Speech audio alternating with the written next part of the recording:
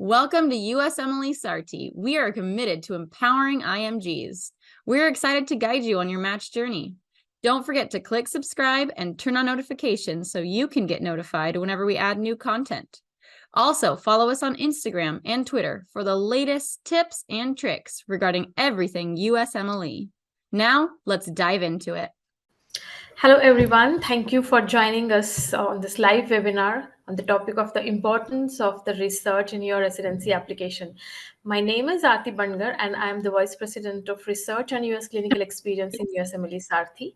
Our organization provides guidance and support for the residency applications over 32 centuries, and with the goal of helping to foreign medical students, international medical students, Caribbean medical students to successfully match into their desired residency program.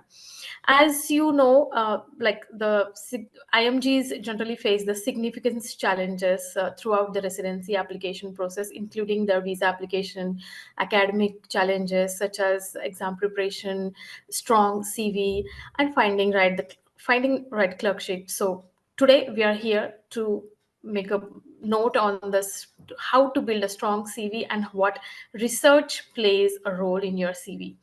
So today we will talk about research, and it will play the important role in your CV. Of course, we are pleased to have Dr. Shreya Devghare, research enthusiast and the founder and CEO of Dermatology Library and the Good Research Project. So thank you, Shreya, for joining us today. So Thank you, Aarti, for the wonderful introduction.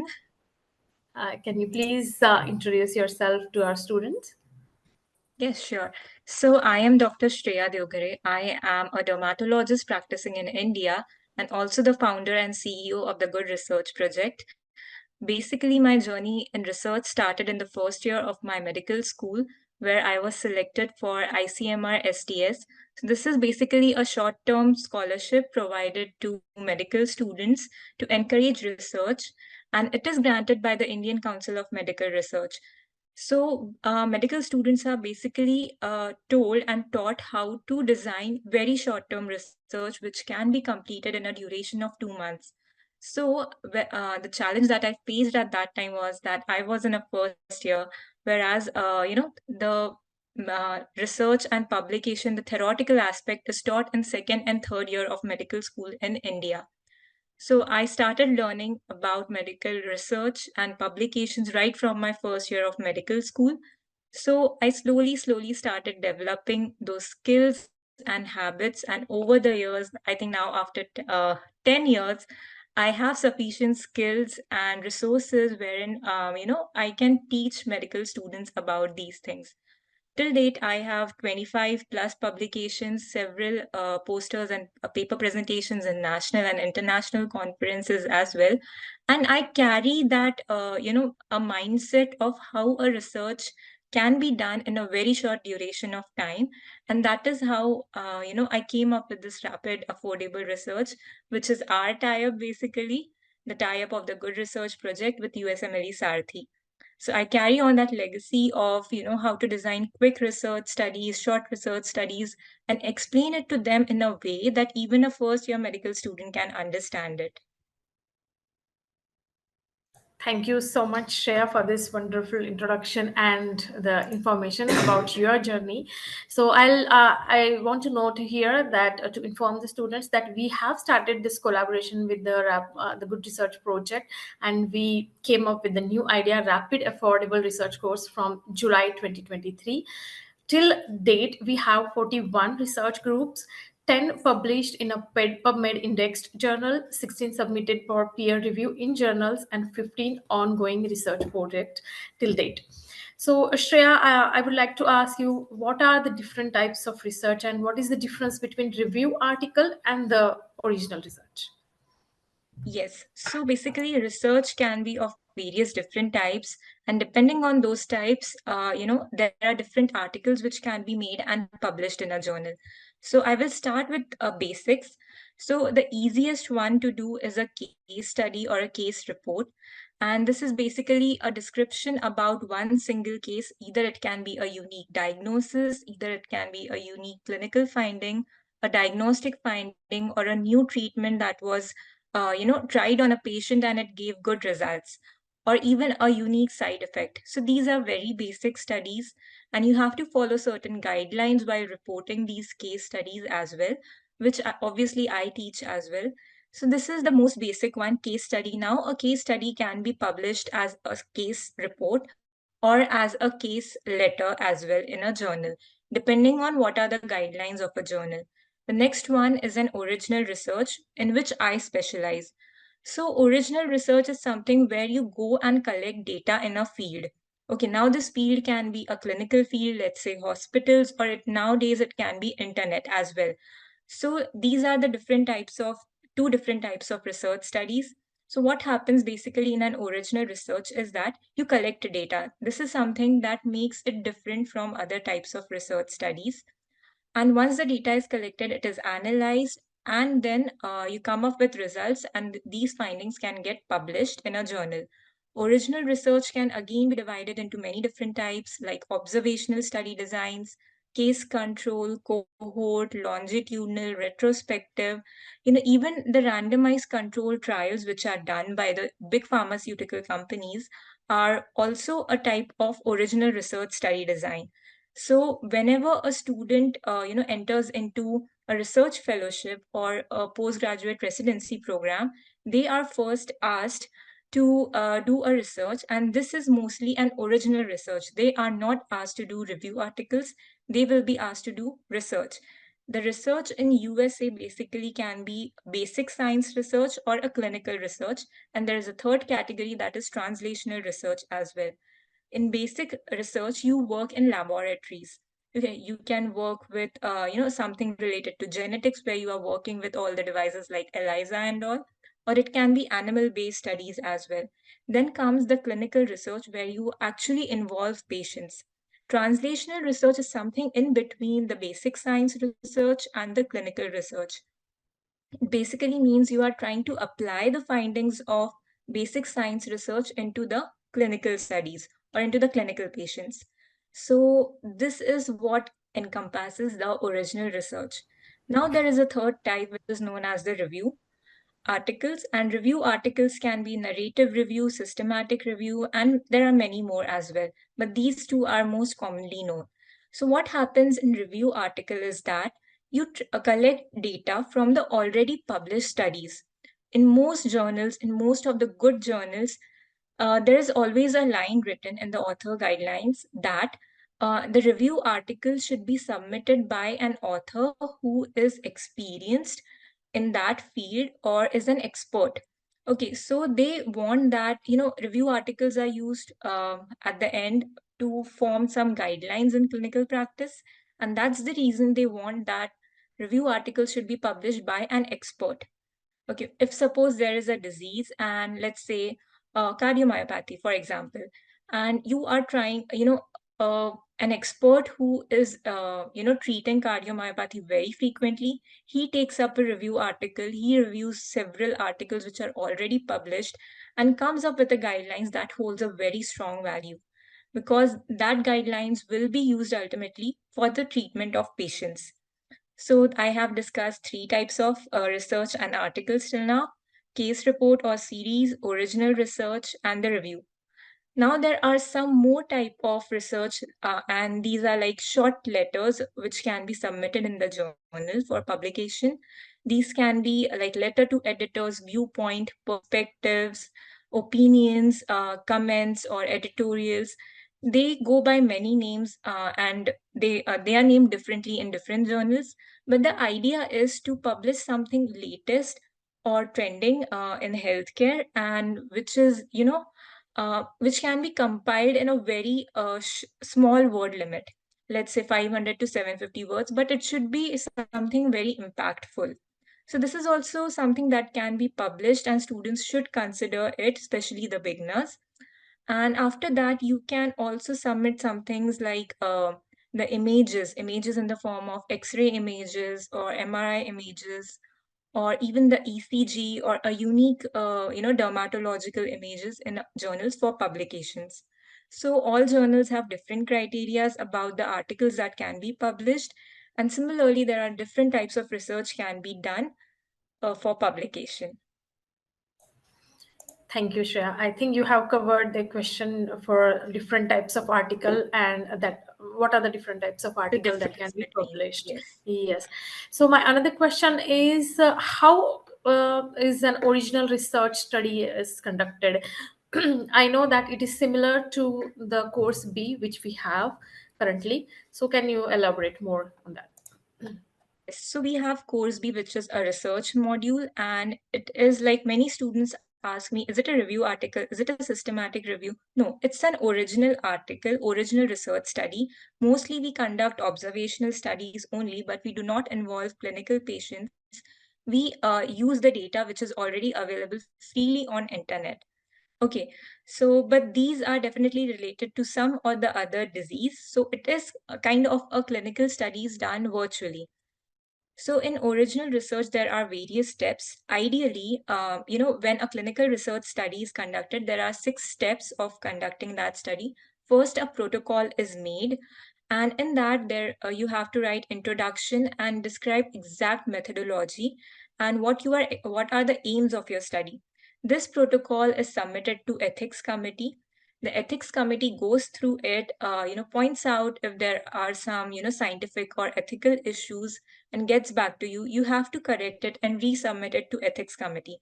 This is the second step. After getting approval from the ethics committee, you start the third step of data collection. So data is actually collected from patients. It can be, maybe some investigations, like the most trending ones these days are, checking vitamin D levels in different types of diseases. Or, there are many different types of investigations or treatments that can be done. After that, um, the fourth step is gathering all the data that you have collected in an Excel sheet and analysis of those, the result find. This analysis in our team is done by a statistician, a very experienced one. And after the analysis are done, we try to interpret what are the findings of the analysis. And on the basis of that, an article is written. This is the fifth step. Once the article is written, it should be read by all the students or all the authors and approved by them as well. Once this is done, then comes the last step, that is submitting the article into the journal for publication. So basically these are the 6 steps. But what is happening in course B or the research module is that since we do not directly involve any patients, we are not taking ethics committee approval, and neither are we writing a protocol. We directly start collecting data. I explain students about the entire research study and how to collect data. Once the data is collected, a statistician analyzes the data and comes up with the findings. He makes the tables and graphs as well to make the work easier. And once that is done, I teach students about how to write the article. And once that is done, it is edited by our team members for grammar, for plagiarism, and for language also. And then it is ready to be submitted into a journal. Thank you, Shreya. Now let's move to another part of this webinar. We have another guest on this webinar, Dr. Kashyap Panchal. So hello, Dr. Kashyap, and thank you so much for joining this webinar.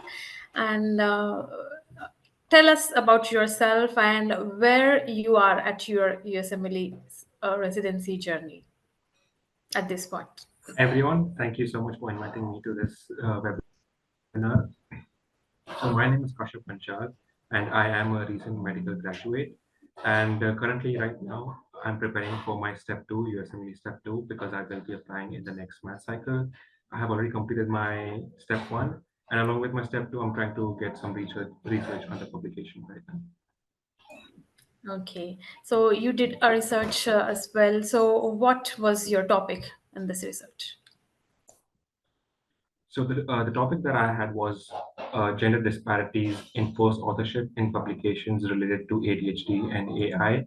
Basically, we looked at we looked at publications which were related to either AI or ADHD, and we searched up if there was any disparities in female authorships or male authorships. Okay, and what makes you decide to choose this topic, whether it is related to your application, your specialty? So I think the good thing about the Good Research Project was that they always give us a topic or a list of topics to choose from when we want to go for a research. And the reason why I chose this particular topic was because I'm very much interested in psychiatry, and because this was related to ADHD and AI, which is one of the reasons I went for this. So it's not always that a topic is given to you. You always feel you're always free to choose what you like, and this is why I went for this. Okay, and can you just like guide our student that how did you go for about publication for publication? So, of course, from the start to the end, Dr. Shreya and her entire team is always there with you, from not only guiding you how to write, how to go about making the charts, the data collection, as well as the rest of the editing process. Once all of that is done, they help you choose the publisher that you want to publish with, along with the other co-authors that you have.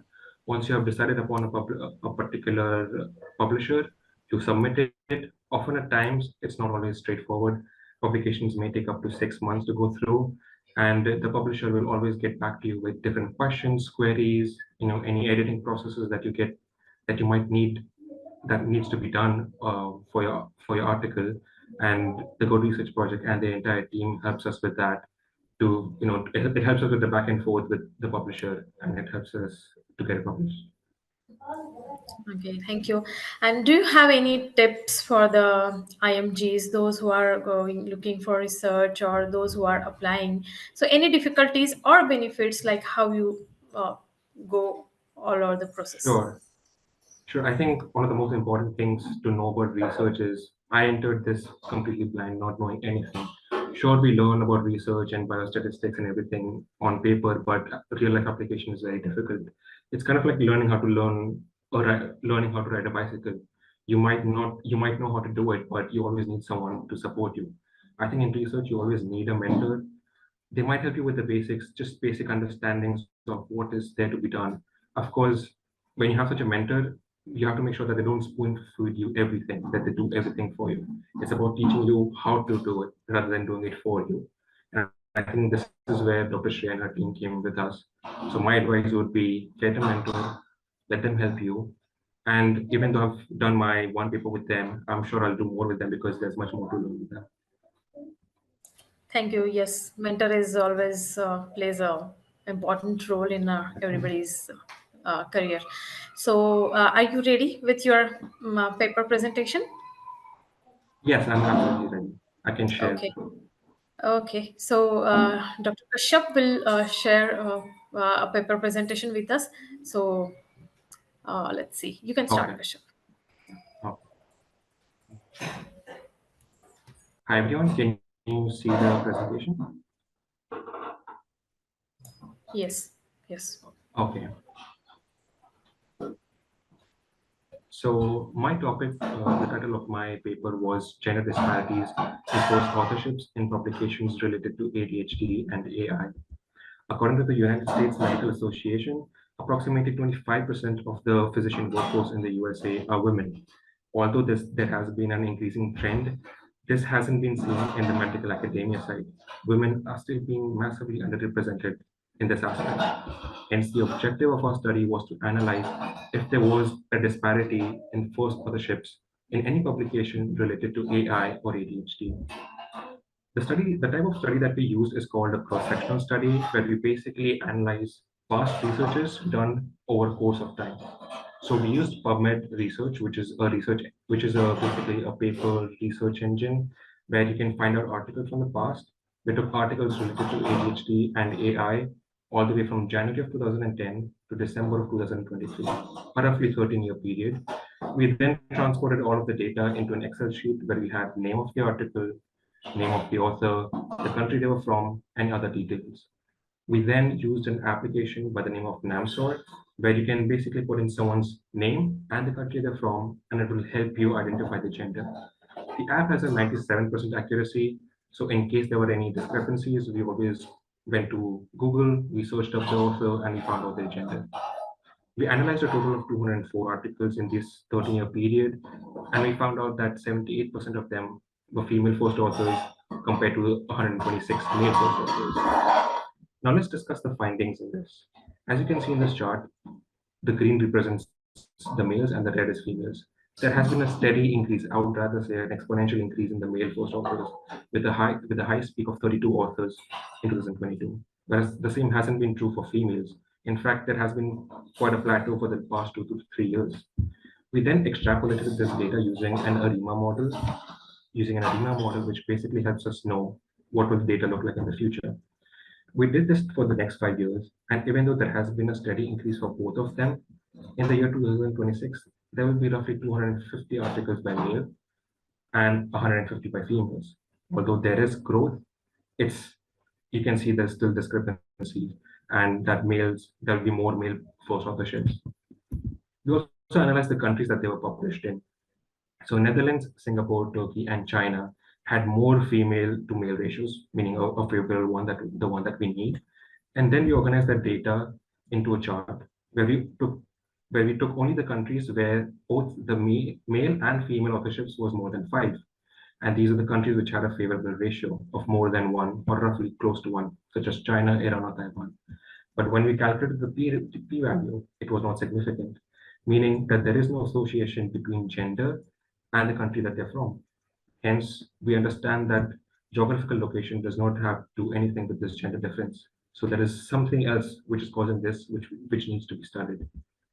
We also looked at the journals which published their articles, and we found out that neuroimage clinical had a favorable ratio with 3:2 or 1.5.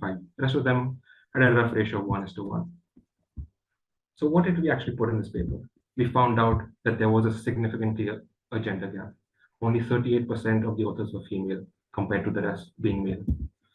From the temporal trends that we analyzed, we found that even if there's an increase in authorships, there will still be more male authorships in the year 2026.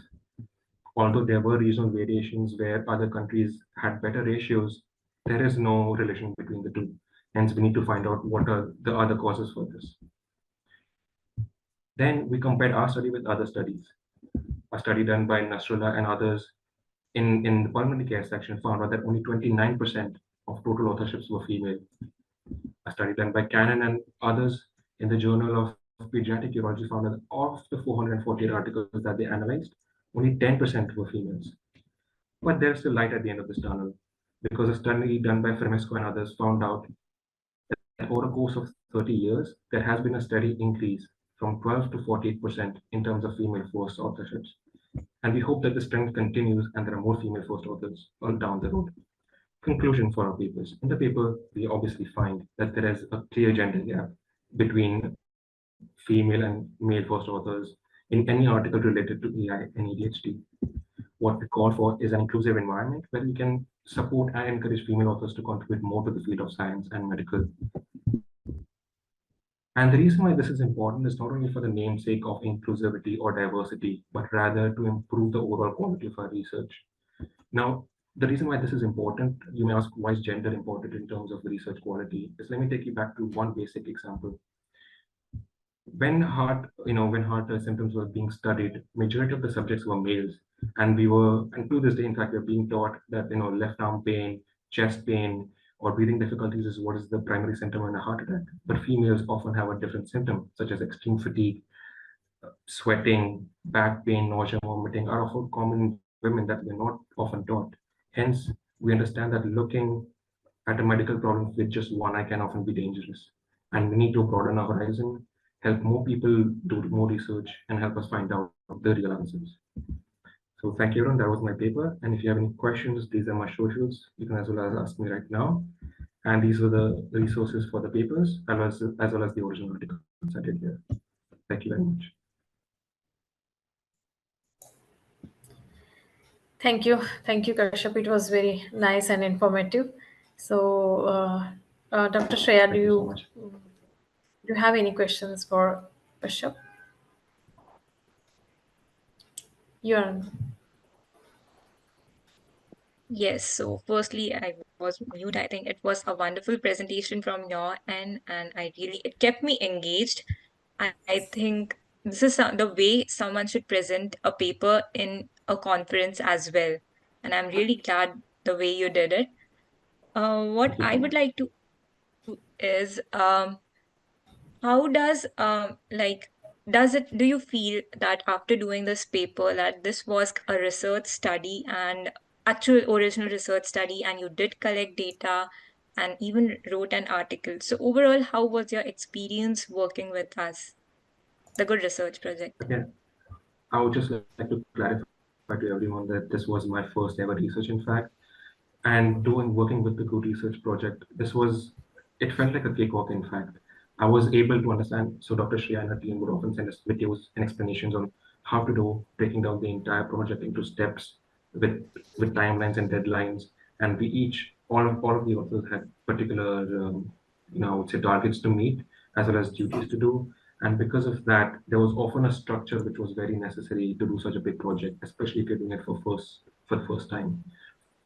And along the way, everyone in the team was very helpful, answering even the most basics of question, which may make you feel like an idiot, but that was not the reality. And they helped us along the way to the end with the publication as well. Kashyap. Thank you. Okay, thank you, Kashyap. So coming back to you, Dr. Shreya. So how many courses you are providing currently in the rapid affordable courses? So earlier we started with 3 courses, but recently there has been some changes. Now the course A is the Introduction to Research and Publication, which is basically a 1-hour lecture, and it will walk you through the entire journey of research. How is it done? What is actually the importance of case report, case series, original article, review article, and so on. Everything is important, I would say. Even a case report is important, even a review article is important in literature, and also for advancing the knowledge of doctors. So this will just give you a walk through the entire journey as well as with examples. I mean, I try to give some realistic examples for better understanding of students as well as keep them engaged. After that, I also talk about publications, how is a research study conducted, what are the different types of indexing, what is impact factor, what is ORCID ID, ResearchGate, and how you can, improve your profile and make your research visible to everyone. So these are the things that I cover in the course A, Introduction to Research and Publication. After that, there is research module, which is course B. So every month on 5th and 20th, we start new research projects, and the topics for that are released 15 days prior. And over here, once you register for this research module, you receive an email from my team as well as from USMLE Sarthi team, basically to select the topic that you are interested in. Once you give the topic, you receive another email to join a group on Telegram. Once you join the group, we try to collect at least 4 to 6 students. Okay, so once these students gather, a group is formed, and after that, it starts by, introduction, so that, it acts as an icebreaker so that students get to know each other and whom they are working with. After the introduction is done, my research coordinator helps with some paperwork like writing a cover letter and, collecting signatures for contributors form and so on and so forth. After that, I assign the task of data collection. The first class is conducted where I teach students about what is the entire study about and how are you going to collect the data. The task is divided amongst all the students equally, and a deadline is kept. And the students are tracked for the deadline, that they should be able to complete that work within the deadline. It hardly takes, I think, 2 to 3 hours to complete the data collection task. After that, once I have the data, it is sent to a statistician for analysis. The results are usually received by me and my team in like 2 days. We go through it. Once we are sure that the results are correct, we put it in the group. And after that, I conduct another class. So this can be a class or a pre-recorded session because most students are not able to attend the live class. So in that live class, I teach, how to write an article. So recently, some changes have been made, and instead of one, there are 2 classes. In the first one, which is basically a recorded session, I teach how to write an observational study based on STROPE guidelines. So there are different guidelines for different types of articles which should be followed, and I teach how to write any original article based on those guidelines. I put in my points and my strategies that I use to make it, in line with those guidelines. And after that, there is second video which is sent on the group, or a live class is conducted, which is very specific to that research group only. It basically tells each and every step. Like suppose you are trying to write an introduction, I will tell you how many paragraphs should be there and what should they be about. So this is where my role as a mentor comes, to actually teach students about each and everything, each and every paragraph that should be written. So again, this task is divided among all the students. So there are various tasks like writing introduction, methods, aims, discussion, results, conclusions, abstract, keywords, and title also. So these tasks are divided among the students. And once they all completed by the deadline, we edit the article. The articles are edited for grammar to keep them in the word limit. Thirdly, the language and the flow of the article, and also for plagiarism. We use kind of AI tools also, some softwares also for these things. And after that, the article is returned to the students, um, so that it can be submitted to the journal. But sometimes there are some gross errors, and basically the junior research mentors who are there, they pinpoint to students that, okay, this thing needs to be corrected, and the student is expected to correct and get back to them within 2 days. So this is how the flow goes. And once we have the article, I ask all the students on the group which journal do they want to publish in. I mean, based on indexation, is it PubMed, Scopus, Web of Science, or they are okay with anything? Are they willing to pay publication fees or not? This is also what I ask. And are they willing to wait for like 6 months for publications, or do they want rapid publication? So once I get the views of all the students in the group, based on that, I have a journal curator. She will go through the article, the abstract, and select journals based on what the criterias of students are. So once we have a list of 5 to 6 journals, we will select the best one and submit it. Most of the times it is accepted after a few reviews and comments from the reviewers. If not, we submit it to another journal. In this way, this is the way how we proceed, and I make sure that it gets published. And this is my aim. This is the entire aim of the research study, to make students learn how to do research and also to get it published. So this was all about the course B, research module. After that, we have course C, which is a letter to editor. Okay, letter to editor is basically a very short, article, or the short communication. It should be written in somewhere around 500 to 750 words with almost 5 references. And the course C, letter to editor, is based on the topic of artificial intelligence in healthcare.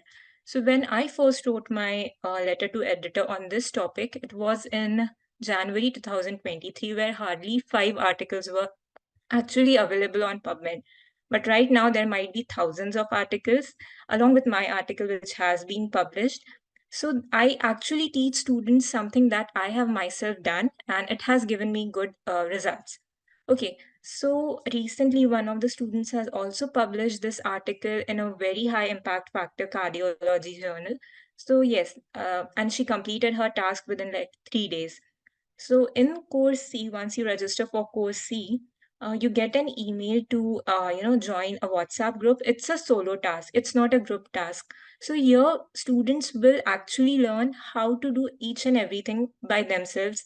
They won't have support of any other student. Okay, but it is really easy. It is doable, and there is another research mentor for them who will help them out. The finalization of the entire article is done by me at the end. And once this is done, it is also submitted to the journal for publication. So, students are really afraid to do a solo task, but at the end, most of them are able to do it. And since this is a very short article, it can be easily completed, written and completed within 3 to 5 days only. So this was all about course C. Course D, which we have recently introduced, is a viewpoint or perspective. And the topic for that is, healthcare technologies, the new technologies that we are using in healthcare. So there are many new, AI apps coming up, and how they are impacting different spheres of our life. We are going to write on that.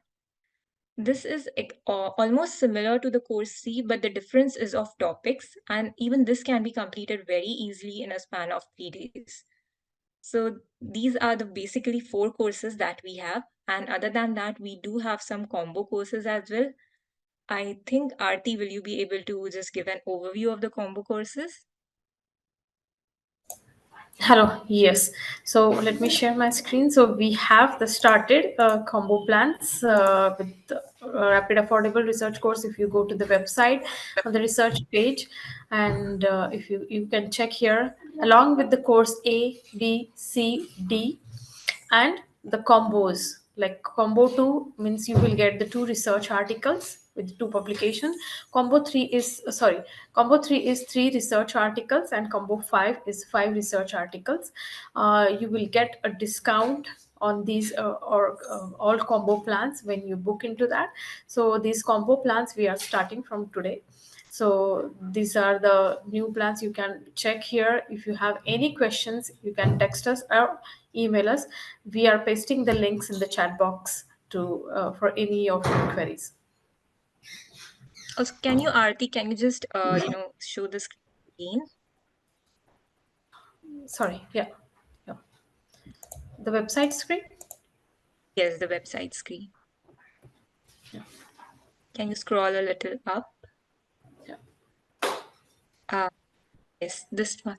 So basically in combo 2, there will be 2, we are aiming at 2 publications. One is the research course B, which is the actual original article research, and course C, which is a letter to editor. Okay, so in this way, we are aiming at 2 publications in combo course. In combo course 3, we are aiming at 3 research publications.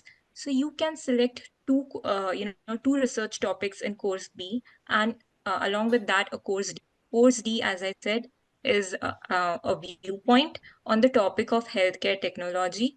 And so you do not, about course B, you do not have to select 2 topics at the same time. So as I said earlier, we release new topics on, the new topics are started on 5th and 20th of all months. So like suppose if you consider today, you can select one research topic which is going to start on 5th Feb. And once the following topics are out, you can select another topic which will be starting on 20th Feb. So this is how you can select 2 modules of course B and then 1 course D. So this is how you will get 3 research articles. In the combo 5, there you can select 5 research topics of course B. Okay, and the best part is that it comes with a 20% discount. So for the cost of 4 articles, you can actually get 5. So this is how we have designed combo courses so that students can get benefited from it at a lesser price also.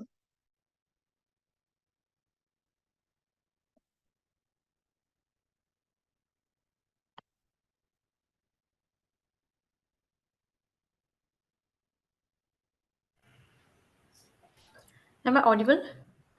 Yes, yes. Yeah, sorry, the meeting got disconnected.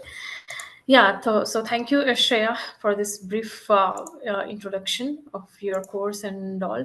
So just one question, because we get a lot of question on the journals of publication. So how to select a journal for publication, and what are myths and truth about the publication and journals? Okay, so one thing that I commonly hear from students that what if the article is not, published? What can be done? So there are several journals out there, and your article definitely stands a chance of publication in one of these journals. Second thing that I've commonly heard from students is that you always have to pay for publication. No, it is not so. You have to find appropriate journals for your budgets. Most of the journals who, which charge in like $2,000, $3,000, they are looking for research studies which get funding, and these fundings can also actually cover up the publication fees. So these are the most common things that students have the query. Now coming to the topic of how to select a journal, I would say there are 3 ways in which a journal can be selected. First is there is a Shimago ranking of journals. you can go on that website, you can type in the name of your specialty, and a list of journals come there.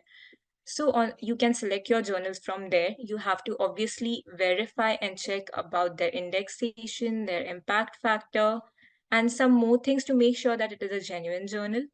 Secondly, the way of how a journal can be selected is that, so there are many different publication houses.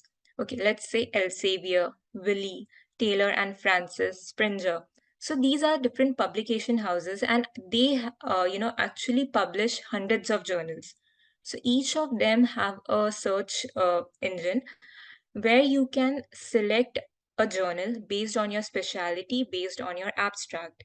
So again, once the list of journals is there, you have to actually go and check the impact factor, the indexing of each and every journal. So these are the two ways. And the third way in which, I usually select my journals is that, and which is actually, most of them are actually free of cost as well. So each and every country will have an association of a particular specialty. Let's say my specialty, dermatology. So there is an Indian Association of Dermatology, Venerology, and Leprology, which is known as IADVL. So affiliated to a society, there will always be a journal. Like we have IJDVL, Indian Journal of Dermatology, Venerology, and Leprosy. Also, there are two more journals like IJD, IDOJ. I'm just telling short forms. So similarly, for each and every country, let's say Nepal, you can say Bangladesh, you can say Sri Lanka, Australia, UK, America, Japan, so many countries are there. All of them have a national association and also associations of each and every specialty and subspecialty. So you can actually go there and search for those journals. But again, as I said, make sure to verify the indexation because it can vary. It may not always be PubMed indexed. Sometimes they are Scopus, sometimes they are Web of Science only, sometimes they are all three of them. And since these journals get all their fundings from these associations, they are mostly free of cost. So these are the three ways in which you can actually search a journal, right journal for publication. Again, these journals, some of them, not all, they do display their metrics. What is metrics is that the time for communicating the first decision about your article, also about how many articles do they accept percentage wise. Do they accept 30% of articles? Do they accept 10% of articles? So on, and also they tell about the peer review time and time for publication after acceptance. So you have to check for all these things before submitting your article into a journal. Thank you, Shreya. And I can see there are a lot of questions. We will take all those questions one by one. But before that, I would like to invite again Mr. Pawan Khera, CEO and founder of USMLE Sarthi. Thank you, Mr. Khera, for joining us here. So I want to guide you how research or these publications are important in the match journey, or how can help you to improve your CV. Yeah. So thank you, Aarti and Kashyap. It was a wonderful presentation. I liked it. It was great. For those of you who may be going into the match in this season or in subsequent seasons, research has become increasingly important for the match. So if you look at the NRMP data, for example, a non-US IMG, those of you who may need visa in internal medicine, general average is about 5 to 6 publications, poster presentations, publications, all that. So 5 to 6 in internal medicine are expected. And also the average number of research experiences, which also NRMP tracks, is about 2.6. And the reason here is that over the past 3 years, how an applicant is assessed has changed drastically. So step 1, as you know, has gone pass fail. So that's one big reason. CS has gone out, OET is in.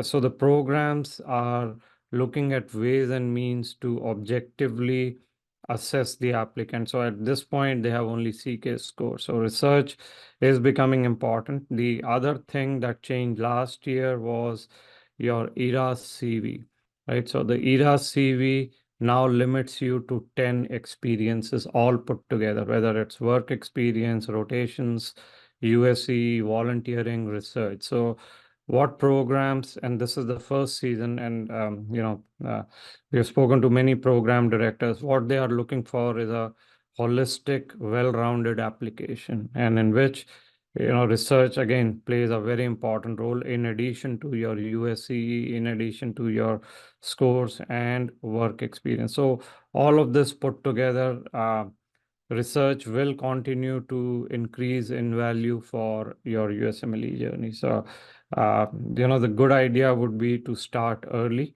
So if you are applying this September, I think now would be a good time within the next month or so to get started on research, so that by the time September rolls out and you are ready to submit your application, you can actually show publications on your CV. So that is one part. The other part is in the interviews itself, you will be asked about research. So the funny thing is, if you have research, they will ask you. So very similar to what Kashyap presented, obviously there is no presentation in the interviews, but questions very similar to what he already answered, you would be expected to discuss with the interview committee. But unfortunately, if you don't have research, then the basic question will come up: why don't you have research? What have you done to, know more about research? So it's a good idea to get started on research and publish something before September. Okay. Thank you. Thank you, Pawan. Just one more question, because we get a lot of questions every year. Is research really related to your year of graduation, whether it is old or current graduate? No, these are very different things. So when it comes to match, the students should understand it's a portfolio of things that the programs look for. Year of graduation is one thing, scores is a completely different thing, USC is a different thing, and research is different. So all these are definitely assessed. Now the question is, if I'm a recent graduate, let's say with 260s in CK, 3 or 4 of USC, do I absolutely have to do research? So the answer is no. To be frank, no. But is it good to have? Yes. Because if you have a good profile, then research can push you from a community program to a university program. Is it required by ECFMG for certification? No. So research can always help you, whatever your profile is. But if you're asking, is it absolutely required for me to match? The answer is no. Thank you. Thank you, Pawan, for your insights on this. So we will move for the questions. Before we move, I do want to talk about the Telegram group, Aarti, that you are running, and where we also talk about Shreya's research course. So we do have panelists now who will be supporting all students on the Telegram group. So maybe Swati, you can put a link for that Telegram group, and we will be actively, promoting research concepts, ideas, and importance of research, USC in our Telegram group. So that's something that you should be aware of. So I think Swati is just posting that link. So if you want to join, you can get more information on that.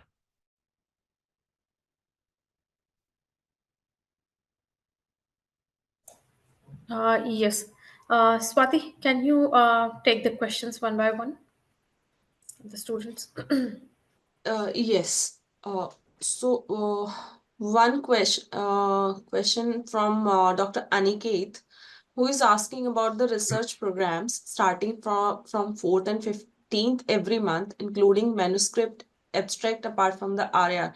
So Aarti and Shreya, do we have any research program starting from next 4th or 15th, and what would be the topics? Shreya. Yeah, Shreya. Dr. Shreya. Yes, we do have a new topic which is starting from 5th Feb. Um, I- how do I share it? We will be posting it soon on the, on our Instagram pages, on the groups as well. But just to give you an idea about the topic will be assessing scientific accuracy and suitability of AI tools for patients' education, and about common things like there will be different groups made based on like cardiovascular diseases, for neurology, for psychiatry, pediatrics, surgery, ortho, endocrine, and even radiology.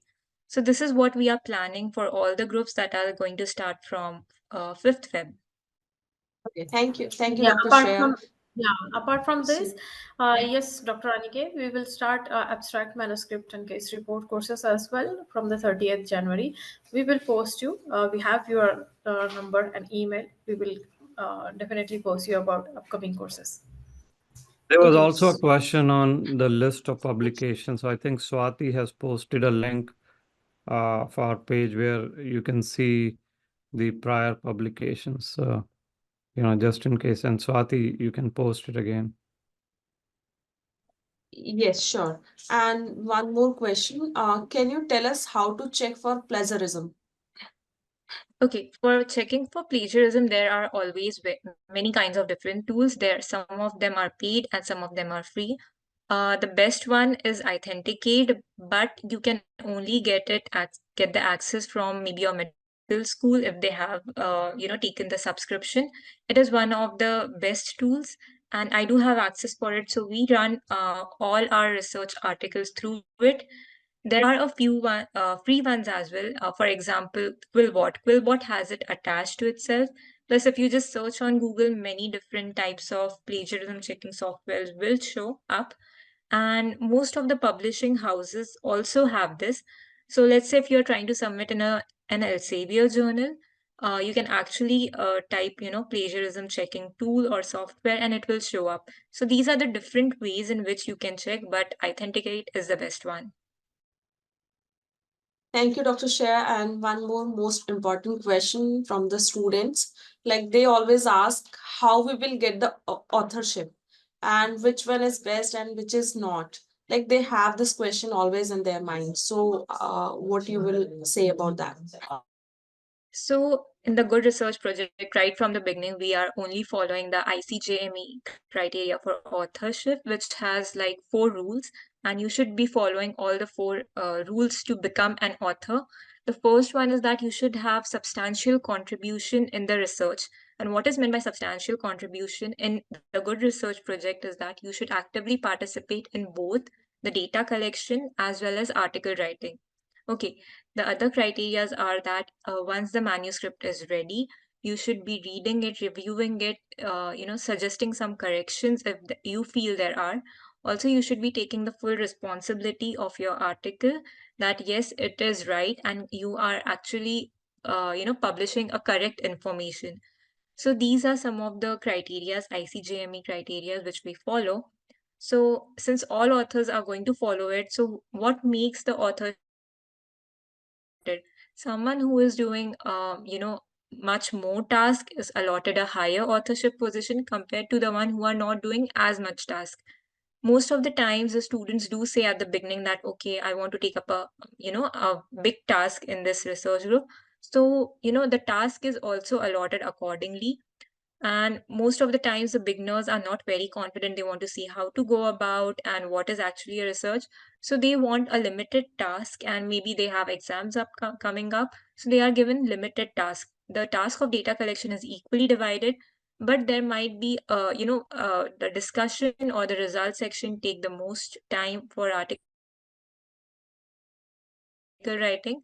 So these authors who write discussion or results are placed on a higher position compared to the ones who write an abstract.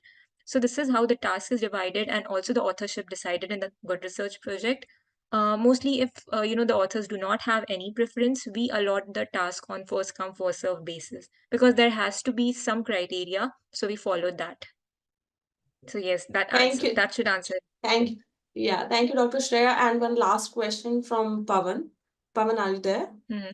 Yeah, I'm there. Yeah. So is it possible for a medical graduate of 2022 with a 260 plus CK score, 3 LOR, and 2 research projects to match in a general surgery in 2024 September? So what would you say on that? Yeah, so on the face of it, the credentials are good. But Swati, maybe you can send a link to a profile review. See, what happens is general surgery is slightly tricky in the sense that the quality of research will matter quite a bit and where the research is carried out. So there are two paths to get into general surgery. One is the categorical match, the other is through the prelim surgery match. So most IMG students will go through the prelim surgery match because the quality of research in addition to scores matters a lot. We have had students match directly in categorical surgery. They typically tend to have a home country residency, so extensive experience in home country in general surgery, and then they do a year or so of research in the US if the categorical path is what you want. But if you send us your details and get a profile review, we can actually tell you. So in short, the match is possible. It's just a question of going through the preliminary year or direct categorical. So last question, is it same for OBGYN? OBGYN actually is trickier than general surgery. So yes, same idea in OBGYN. Categorical OBGYN, we have had matches, but very hard. You absolutely, most of you will go through the prelim IM or surgery kind of prelim surgery positions to get into OBGYN. So again, like I said, Swati has posted that link, so you can get a profile review done as well.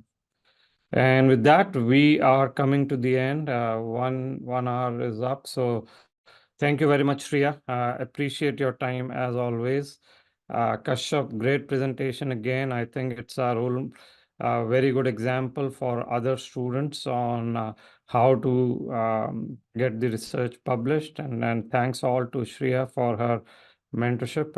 Appreciate your time.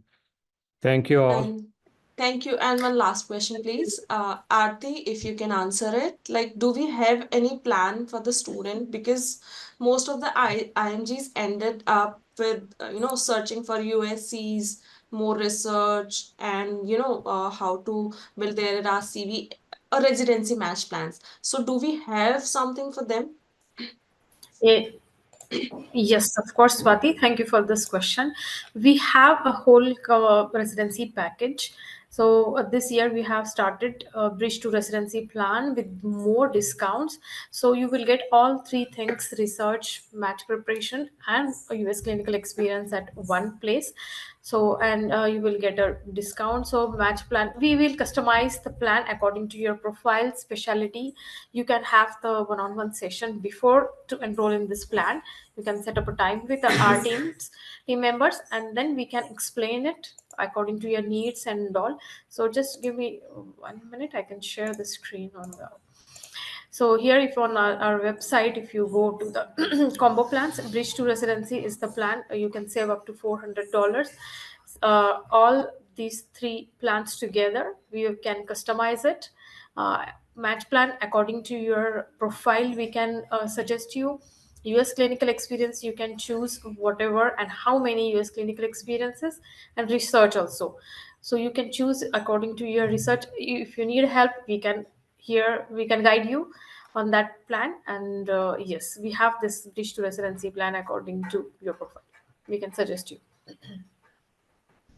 Thank you so much for watching. We hope that video provided valuable insights for your journey. Don't forget to subscribe to our YouTube channel and follow us on Instagram and Twitter. And check out our website for details on how we can guide you to a successful match.